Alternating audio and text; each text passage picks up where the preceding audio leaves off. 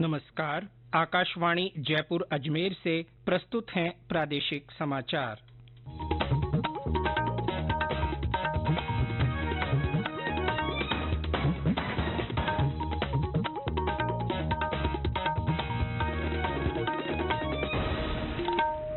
समाचारों के साथ मैं जितेंद्र सिंह पूनिया।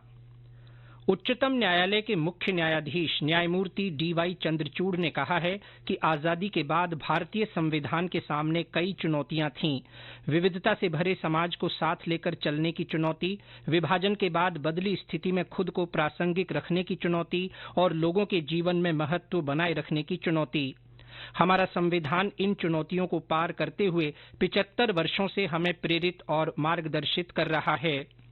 श्री चंद्रचूड़ आज बीकानेर के महाराजा गंगा सिंह विश्वविद्यालय में भारतीय गणतंत्र के 75वें वर्ष के उपलक्ष्य में आयोजित हमारा संविधान हमारा सम्मान अभियान के तहत आयोजित कार्यक्रम में बोल रहे थे। उन्होंने कहा कि हमारा संविधान हमारा सम्मान कोई एक वाक्य नहीं है, बल्कि अपनत्व के भाव का परिचायक है, जो देश के संविधान, देश के गर्व और स्वाभिमान का प्रतीक है। उन्होंने कहा कि संविधान हमारे देश और नागरिकों की सामूहिक आकांक्षा, संविधान निर्माताओं और स्वतंत्रता सेनानियों के संघर्ष और आदर्शों को दिखाता है। श्री चंद्रचूड़ ने कहा कि संविधान किसी भी राष्ट्र की स्थिरता, प्रगति और एकता के लिए महत्वपूर्ण है। इस अवसर पर केंद्रीय कानून और न्याय मंत्री अर्जुन राम मेघवाल, राजस्थान उच्च न्यायालय के मुख्य न्यायाधीश एम श्रीवास्तव और प्रदेश के कानून मंत्री जोगाराम पटेल भी मौजूद रहे। गौरतलब है कि उपराष्ट्रपति जगदीप धनखड़ ने इस वर्ष जनवरी में 1 वर्ष के इस अभियान का शुभारंभ किया था। इसका उद्देश्य हरेक नागरिक को संविधान और उनके कानूनी अधिकारों तथा कर्तव्यों से अवगत कराना है। प्रदेश भर में आज इस साल की पहली राष्ट्रीय लोक अदालत का आयोजन किया जा रहा है। वरिष्ठ न्यायाधीश पंकज भंडारी ने राजस्थान उच्च न्यायालय की जयपुर पीठ में लोक अदालत का शुभारंभ किया। प्रदेश भर में कुल 499 बेंचों का गठन किया गया है।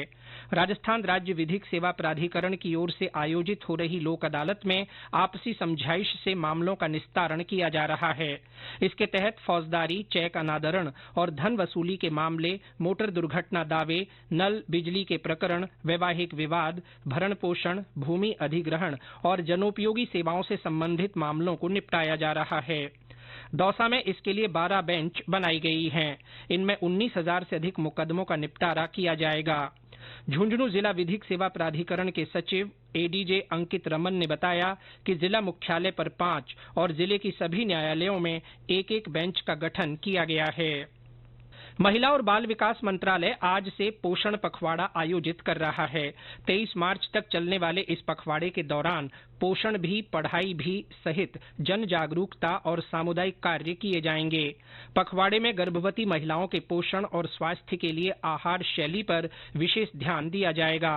मंत्रालय के अनुसार सक्षम आंगनबाड़ी और मिशन पोषण के दूसरे चरण का मुख्य उद्देश्य व्यक्तिगत और सामुदायिक स्तर पर जन भागीदारी के माध्यम से समुचित पोषण को बढ़ावा देना है।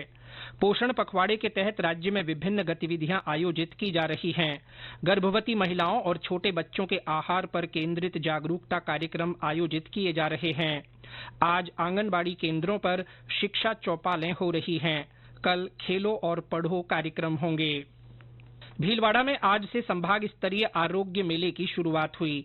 4 दिवसीय इस मेले में मरीजों का निःशुल्क उपचार किया जाएगा। वहीं हनुमानगढ़ टाउन के नेहरू मेमोरियल विधि महाविद्यालय में कल संभाग स्तरीय आरोग्य मेले का शुभारंभ हुआ।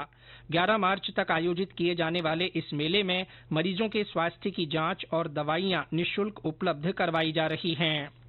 प्रदेश में सर्दी का असर कम होने लगा है। ज्यादातर हिस्सों में दिन और रात के तापमान में बढ़ोतरी दर्ज की जा रही है। मौसम विभाग के अनुसार पिछले 24 घंटों में सबसे ज्यादा 31.4 डिग्री सेल्सियस तापमान डूंगरपुर में रिकॉर्ड किया गया।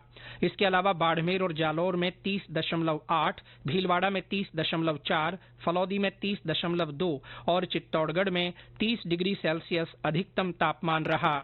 राजधानी जयपुर में तापमान 28.2 डिग्री सेल्सियस रिकॉर्ड हुआ। विभाग ने बताया कि कल राज्य के पश्चिमी हिस्से में कहीं कहीं आंशिक बादल छाए रह सकते हैं। इसके साथ ही प्रादेशिक समाचार बुलेटिन समाप्त हुआ। नमस्कार।